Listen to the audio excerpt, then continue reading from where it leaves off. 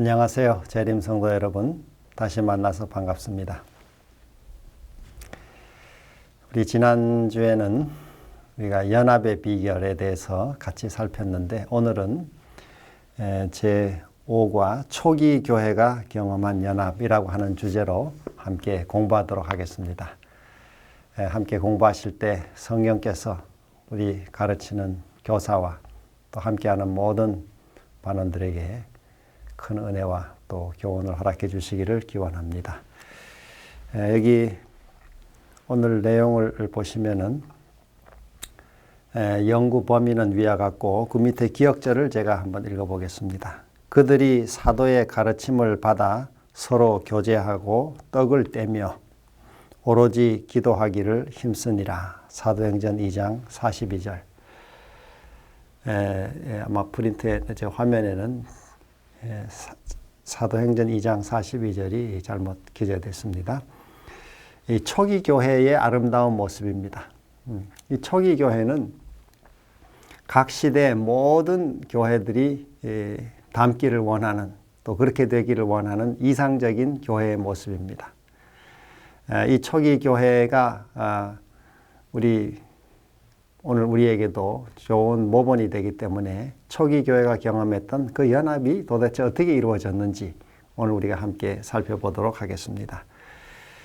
서론에 나오는 말씀처럼 이 교회의 연합이라고 하는 것은 영적 경험을 공유할 때 생기는 결과다 이렇게 씁니다.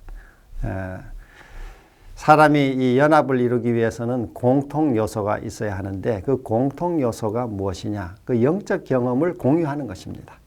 이 초기 교회가 경험했던 영적 경험은 방금 우리 기억자가 읽었던 것처럼 사도의 가르침을 받았고 또 서로 교제했고 또 함께 떡을 떼고 그리고 기도에 전혀 힘쓰는 그런 말씀과 기도, 교제를 통해서 그들은 하나가 된 것이죠. 또 우리 초기 재림운동의 그 재림신자들도 역시 1844년 대실망을 경험한 다음 그들은 많은 이들이 떠나갔지만은 그들은 말씀을 붙들고 남아서 말씀을 깊이 상고하고 또 때로는 밤이 맞도록 기도하고 자신의 이 죄책감을 또 해결하기 위해서 기도로 씨름하며 함께 진리를 찾아가던 그래서 조건적 그 영혼의 멸설이라든지 또 제7일이 안식일이라든지 재림의 확실함이라든지 또 하늘 지성소 예수님의 그 지성소 사역이라든지 이런 여러 가지 가르침들을 하나하나 연구하며 확인하며 공유했던 그 경험을 통해서 그들은 하나가 된 것이죠. 오늘 우리 제7일 안식일 예수재림교회도 우리 전 세계적으로 우리 위키피디아 사전을 보면은 전 세계 4번째로 큰 교단으로 올라와 있습니다.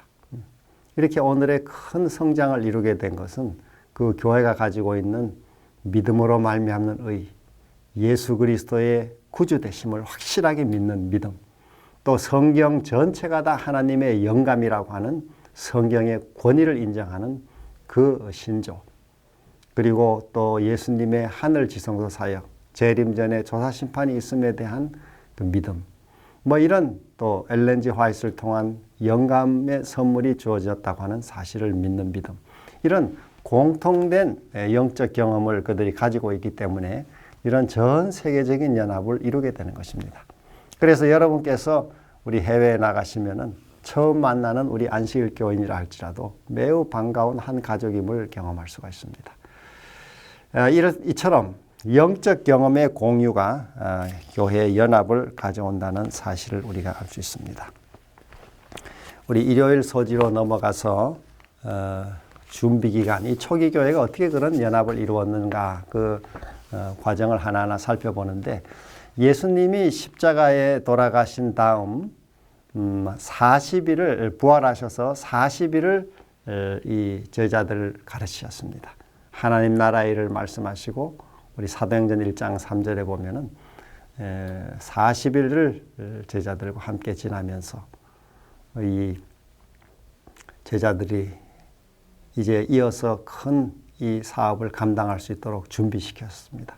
그렇게 준비시킨 다음에 우리 사도행전 1장 8절에 오직 성령이 너희에게 임하시면 너희가 권능을 받고 예루살렘과 온 유대와 사마리아와 땅끝까지 이르러 내 증인이 되리라. 이렇게 말씀하시면서 이제 드디어 1장 9절 이하에 저희 보는 데서 올리워 하늘로 올라가셨습니다. 그렇게 승천하신 이후에 이 남은 제자들은 또 이 초대교회 여러 120명의 이 성도들이 열흘 동안 정말 간절히 기도했습니다. 여기 열흘 동안 그들은 마음을 깊이 살폈습니다.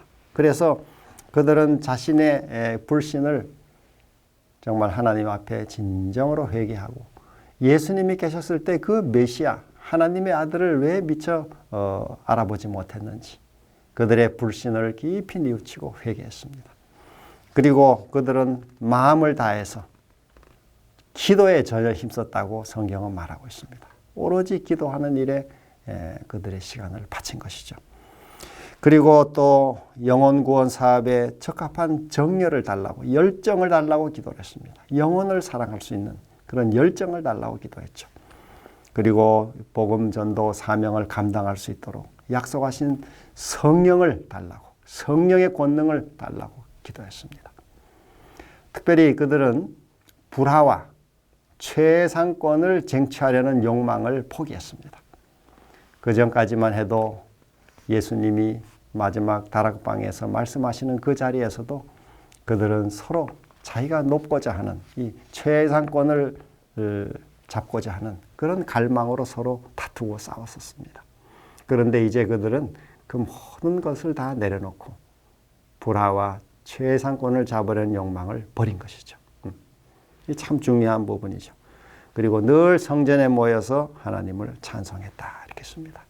이렇게 열흘간의 깊은 회개와 또 기도와 또 서로 마음을 모아서 마음을 낮추고 비우고 이런 시간들을 통해서 그들은 약속하신 성령을 받기에 준비가 된 것입니다.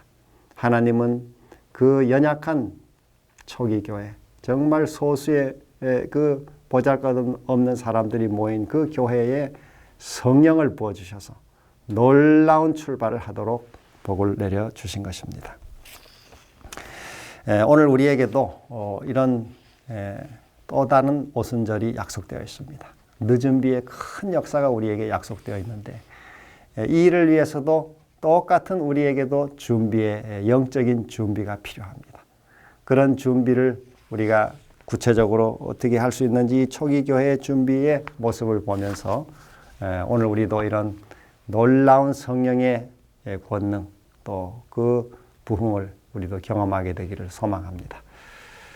그 다음 우리 월요일에 바벨에서 오순절까지 이 영적 준비의 기간을 열흘간 이 제자들이 이렇게 참 집중해서 가진 다음에 그 절정에 무엇이 일어났냐면 오순절에 이제 50일째 되는 오순절에 성령이 강림한 것입니다.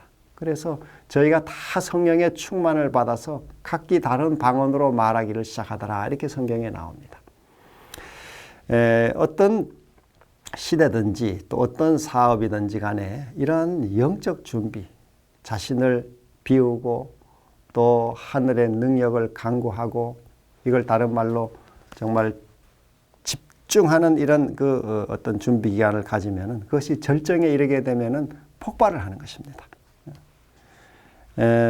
마치 물이 끓을 때 처음에는 열을 가해도 그 열이 온도가 올라가도 100도씨가 되기 전에는 물이 끓질 않습니다. 그냥 김만 나고 그냥 더워지기만 하고 이 물이 정말 폴폴 끓을 수 있느냐 어떤 폭발이 일어나느냐 그런데 계속적으로 열을 가하게 되면은 이것이 그 지점에 이르게 되면은 끓게 되는 것이죠. 비등점에 이르게 되면은 이것이 변화가 시작되는 것입니다. 그래서 일찍이 헤겔은 질의 축적은 양의 팽창을 가져온다라는 말을 남겼습니다. 어떤 정신운동이든 영적 운동이든 오늘 이 초기 교회의 모습처럼 자신을 정결하게 하고 또 살피고 내면에 하나님의 능력을 구하고 기도에 전혀 힘쓰고 이렇게 자신을 집중하고 또 준비하고 집중할 때 이러한 질의 축적이 어느 시점에 이르렀더니 열흘 지나 오순절에 놀라운 양적 팽창, 폭발을 가져왔습니다. 베드로의 설교로 하루에 3,000명이 돌아오는 그런 역사가 일어났습니다. 그런데 구약을 보면은 이 오순절은 애굽에서 나온 지 50일째 그들이 시내산에 이르러 율법을 받는 날이기도 했습니다. 그래서 이 오순절의 의식 가운데 하나는 이스라엘의 여기 율법을 주신 역사를 기념하는 의식도 포함됐을 가능성이 있다. 이 저자가 말하고 있습니다. 다시 말해서 오순절은 이 복음을 믿는 믿음뿐 아니라 그 율법을 순종하는 순종도 포함되어 있는 것입니다. 그래서 오늘 우리가 이제 늦은 비를 준비하는 백성으로서 우리도 어떻게 성령의 이런 큰 부흥에 참여할 수 있는가? 그것은 이 복음의 능력, 예수 그리스도를 믿는 믿음과 함께 이 율법에 대한 순종의 삶이 필요하다고 하는 것입니다. 이것이 우리 남은 백성의 정체성을 가르쳐주는 요한계시록 14장 12절의 내용입니다. 요한계시록 14장 12절은 제7일 안식일 예수 재림교회의 매우 중요한 구절입니다. 우리가 성경 66권 전체에서 제7일 안식일 예수 재림교회의 정체성 그리고 사명을 말해주는 구절을 한 구절을 택하라 이렇게 하면은 그것이 바로 요한계시록 14장 12절입니다. 성도들의 인내가 여기 있나니 저희는 하나님의 계명과 예수 믿음을 지키는 자니라. 이 구절은 요한계시록 14장 6절로 12절에 나오는 세 천사 기별의 결론이고 또 요약입니다. 그래서 재림교회의 사명이 바로 세 천사 기별을 전하는 것인데 그 세 천사 기별의 결론이 바로 14장 12절입니다. 거기 성도들의 인내가 여기 있나니 저희는 하나님의 계명, 즉 율법에 대한 순종을 하는 백성이고 또 예수 믿음, 이 복음을 믿는 믿음의 백성이라 하는 것입니다. 이 믿음과 순종이 이 두 내용에 다 들어있습니다. 이게 재림교회가 외쳐야 될 기별이죠. 사실 종교개혁자들은 십자가의 복음을 찾아내서 세상에 전해줬습니다. 루터 이후로 이 개신교회는 예수의 복음, 성서로 말하면 성서의 우리 구약의 성서를 여러분 한번 아시는 대로 생각해 보시면은 이 큰 성서를 두 부분으로 나누면은 두 부분의 중심에 각각 무엇이 위치되는가 하면 이쪽 입구 쪽에는 번제단이 중심에 놓이게 됩니다. 그리고 이쪽 반대편에 두 번째 중간 부분을 중심을 찾으면 그것은 법궤, 지성소의 법궤가 중심에 놓이게 됩니다. 그래서 이 성소는 예수님의 구속 사역을 말해주는 구속의 이 설명서고 또 조감도라고 할 수 있는데 그 구속의 중심, 두 중심이 뭐냐면은 번제단으로 상징되는 십자가의 대속이고 또 하나의 중심이 뭐냐? 바로 중보와 심판이 이루어지는 지성소죠. 법궤죠. 그래서 이 종교개혁자들이 십자가의 복음, 즉 번제단 중심인 이 십자가의 복음을 찾아서 전해줬다면은 이 재림교회는, 재림운동은 다니엘 8장 14절에 나오는 하늘 성소의 정결, 즉 지성소에서 이루어지는 예수 그리스도의 마지막 중보와 또 마지막 재림전 심판을 세상에 외치고 영원한 복음을 전하고 또 끝이 가까움을 경고하는 이 사명을 받은 것입니다. 이 다니엘서로 말하면 이 구속의 두 내용은 다니엘서 9장에 나오는 70주일 예언은 십자가를 가리킨다면 다니엘 8장 14절에 나오는 2300주야 예언은 바로 예수님의 지성소 사역을 가리키는 것입니다. 이 두 중심이 구속의 핵심 요소죠. 예수님께서 십자가에서 이루신 그 구원을 믿고 그 믿음으로 법궤가 있는, 즉 율법에 대한 순종을 통해서 영광화에 이르게 되는 원래 창조주의 형상을 회복하는 이 복음의 완성을 세상에 외치는 것이 이 재림교회의 사명입니다. 이 세 천사의 기별은 결국 지성소 사역을 말씀하는 기별이죠. 그 중심이 바로 그 결론이 요한계시록 14장 12절입니다. 우리가 이제 이 사명을 이루는데 하나님이 약속한 성령의 권능, 초기 교회가 그 받은 복음전도 사명을 이루기 위해서 성령의 권능을 받았던 것처럼 오늘 우리도 이 사명을 감당하기 위해서 성령의 권능, 늦은 비에 더 강력한 권능을 약속받았는데 그것을 받기 위한 준비가 무엇이냐? 바로 복음에 대한 확실한 믿음과 또 예수 그리스도에 대한 믿음과 또 율법에 대한 온전한 순종이 우리에게 요구되는 것입니다. 우리 이를 통해서 우리가 이런 복음 운동에 정말 더 크게 참여하고 또 그것을 우리 삶에 경험하는 우리 삶이 되기를 소망합니다. 그 다음에 우리 화요일 소지는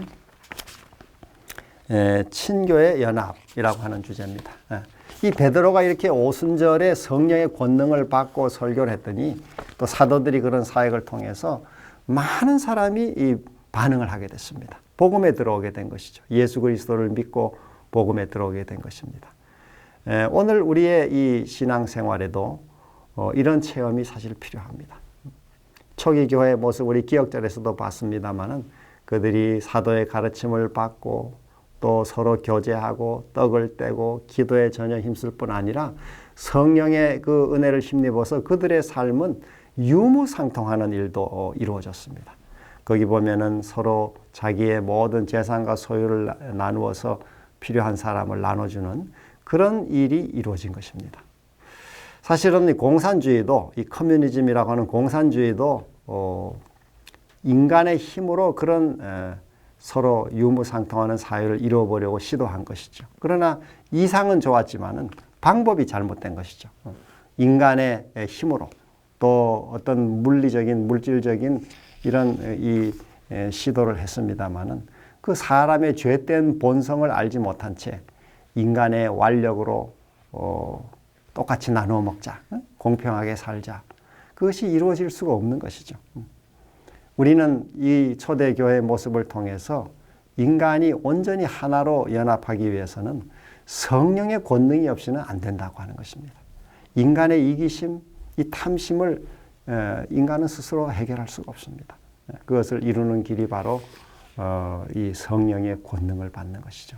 초기 교회가 그런 성령의 권능으로 이런 일들을 이루었듯이 오늘 우리의 삶에도 이런 역사가 나타나기를 소망해 봅니다.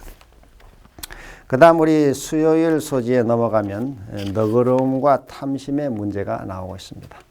여기는 특별히 우리 두 인물을 우리가 생각해 보는데 하나는 바나바 그리고 또 다른 인물은 이 아나니아 삽비라 부부의 이야기입니다. 이 초기 교회는 이 바나바로 대표되는 너그러움과 또 이 바나바라는 말은 그 이름 자체가 그 위로의 아들이다 이런 뜻이죠. 다른 사람을 위로하고 우리말에는 권위자다 이렇게 되어 있는데 다른 사람을 격려하는 참 좋은 은사를 받은 사람이었습니다.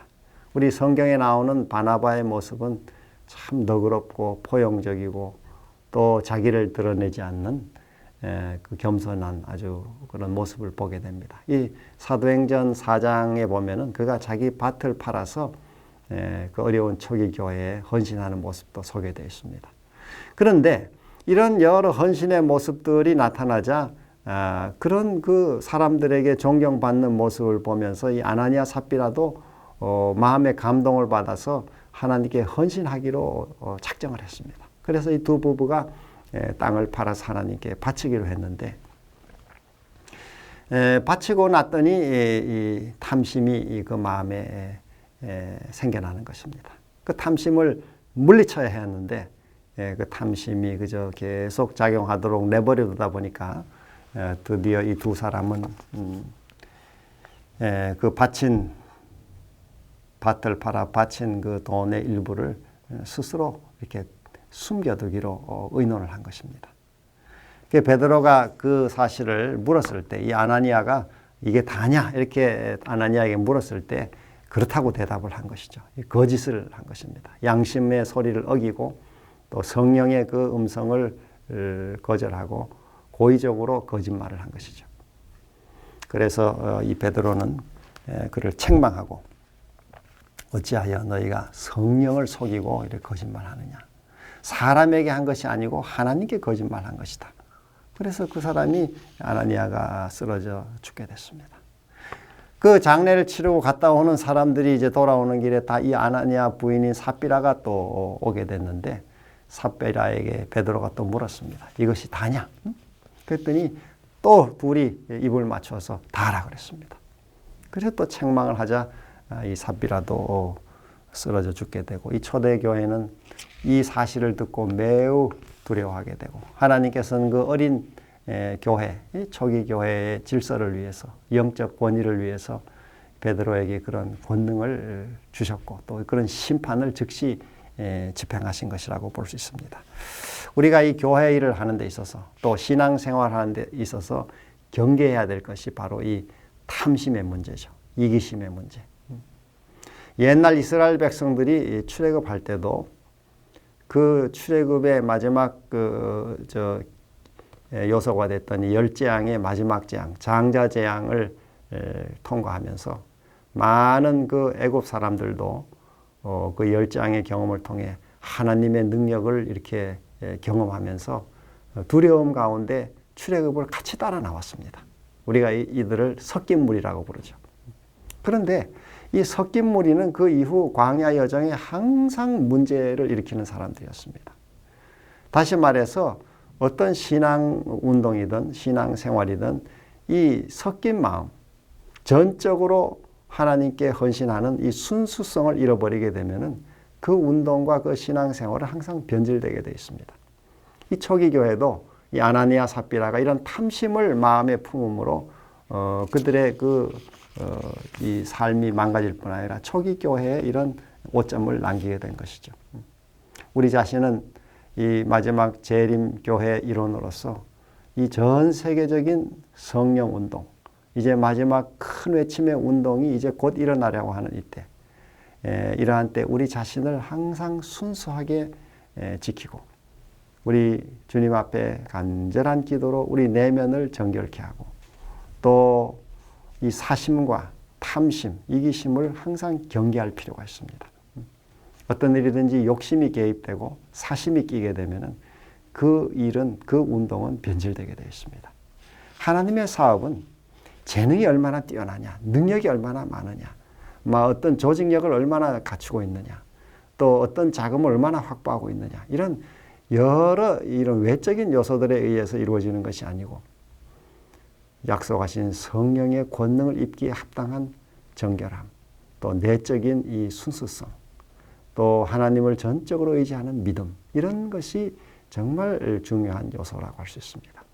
우리 자신도 이 아나니아 삽비라의 이런 일을 통해서 자신의 마음에 이런 탐심이 없는지, 또 사심이 없는지, 이기심이 없는지, 사람의 어떤 인정을 구하고자 하는 이런 그 한편에 섞인 마음이 없는지 우리 자신을 항상 점검하고 또 그것을 회개하고 또 온전한 이런 헌신, 또 순수한 마음으로 주의 일을 감당하는 이런 자세가 우리에게 필요합니다.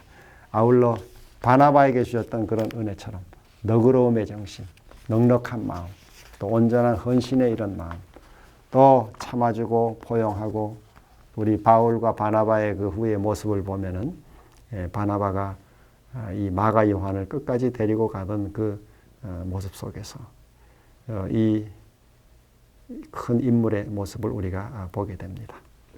자, 오늘 우리가 이런 늦은 비에 큰 부흥을 앞두고 있는 남은 백성으로 이런 그 교훈을 우리 삶에 실천함으로 우리도 성령의 권능을 통해 이 교회의 연합을 이룰 뿐 아니라 마지막 큰 복음의 역사를 경험하고 또 오시는 주님을 영접하도록 해야 되겠습니다.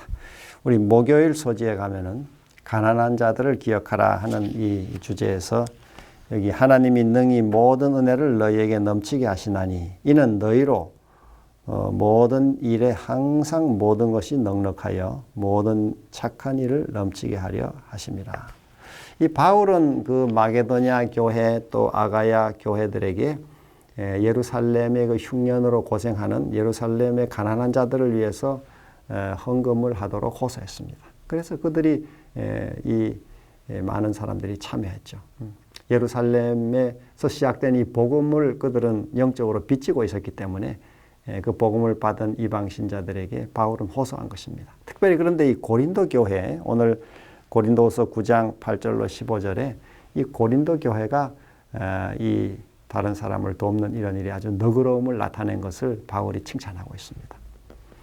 이 초기 교회가 가졌던 그런 요소들, 바로 이런 헌신을, 연합을 고취시켰던 요소들이 바로 기도와 예배와 친교와 공통의 비전과 말씀 연구였죠.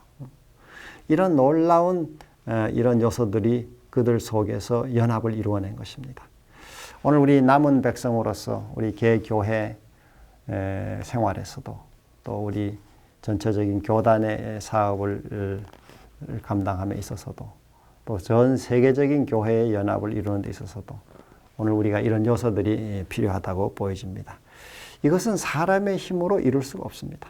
이런 너그러움과 또 아까 본 바나바의 너그러움과 이런 모든 이 가난한 자들을 돕는 이런 헌신은 성령의 은혜가 아니고서는 있을 수가 없는 것이죠.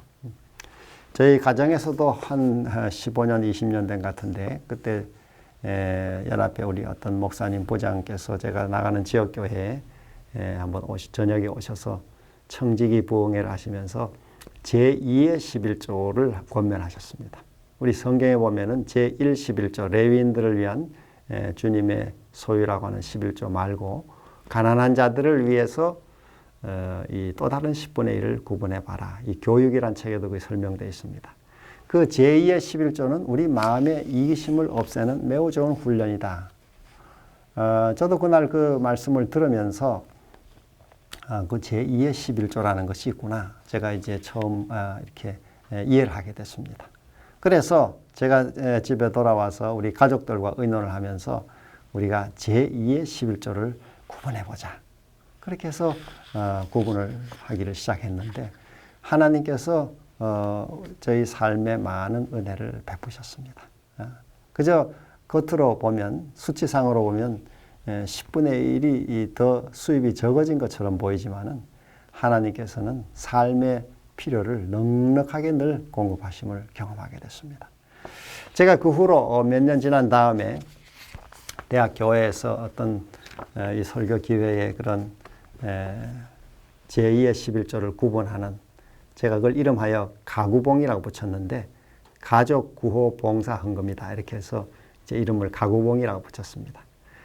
그런 경험을 잠깐 이야기를 나눴더니 그때 아마 그 자리에 계셨던 어떤 교수님께서 꽤 오래 여러 해가 지난 다음에 당신이 그 설교를 듣고 제2의 11조, 가난한 자들을 위한 제2의 11조를 실천해 오셨는데 그분 말씀이 당신이 그 은퇴를 하시고 그 이후에 생활할 모든 필요까지 하나님이 다 채워주는 경험을 하셨다.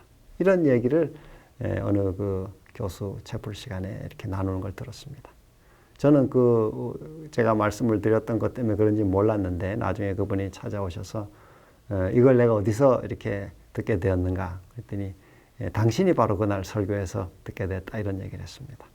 아마 많은 우리 성도들께서 그런 성경의 제도를 실천하시는 것으로 알고 있습니다만은 우리가 우리 삶의 이 이기심을 자꾸 멀리하고 탐심을 멀리하는 그런 훈련도 실천할 수 있으면 좋으리라고 보여집니다. 우리 마음에 또 그런 믿음이 생기는 분들은 그렇게 해보시면 좋겠습니다. 여기 우리 교재 밑에 나오는 우리 엘레나에서 권면을 하나 읽어보겠습니다. 사도행적 344페이지. 그들의 자비심은 그들이 하나님의 은혜를 헛되이 받지 아니하였다는 사실을 증언하였다. 성령의 감화가 아니고는 무엇이 이와 같은 관대함을 가져오게 할 수 있었겠는가. 신자들과 신자 아닌 사람들의 안목에 이것은 큰 은혜의 이적이었다. 성령의 감화가 아니고는 이런 관대함을 가져올 수가 없다는 것입니다. 우리가 매일 이 성령의 충만한 은혜가 약속된 이 특별한 시기에 살고 있는데 이 은혜를 간절히 구하고 또 그 은혜를 힘입어서 우리 삶이 너그러워지고 물질로 또 우리의 마음으로 또 인간관계에서 우리의 사랑이, 하나님의 사랑이 우리를 점점 크게 하는 그런 남은 백성이 되기를 소망합니다. 이제 마무리로 복습과 예습을 잠깐 보시면은 참된 회개로 초기 교회가 마음을 준비하고 전심으로 기도하고 또 성령의 권능을 체험하고 또 관대한 이런 마음의 넓힘 또 유무상통하는 은혜를 받았고 또 그래서 온전한 연합을 이루었듯이 우리 남은 백성으로 오늘 우리도 매일 정말 진실한 회개 또 기도 생활 또 그를 통한 성령의 은혜를 충만히 공급받는 일 또 그 권능으로 이웃에게 복음을 증거하는 증인의 삶을 실천하고 또 우리 주신 물질과 시간과 능력과 모든 기회 은혜를 우리 이웃들에게 특별히 가난한 이들에게 널리 나누는 삶의 실천을 통해서 이 오순절 늦은 비의 큰 부흥을 우리도 경험하고 속히 오시는 재림을 우리가 맞이할 수 있게 되기를 소망합니다. 특별히 제가 이 성령의 은혜를 체험하는 일을 위해서 우리 개인적으로 충분한 이 초기 교회가 열흘간 간절히 기도에 전념했듯이 우리는 매일의 이 생활 속에서 이 예수님이 매일 아침 여러 시간 기도하며 성령의 충만을 받고 하루 사역을 시작하셨던 것처럼 우리 제 자신을 포함해 우리 모든 성도들에게 하루에 우리가 적어도 한 2시간 정도 성령의 충만을 받는 기도를 한번 제안하고 싶습니다.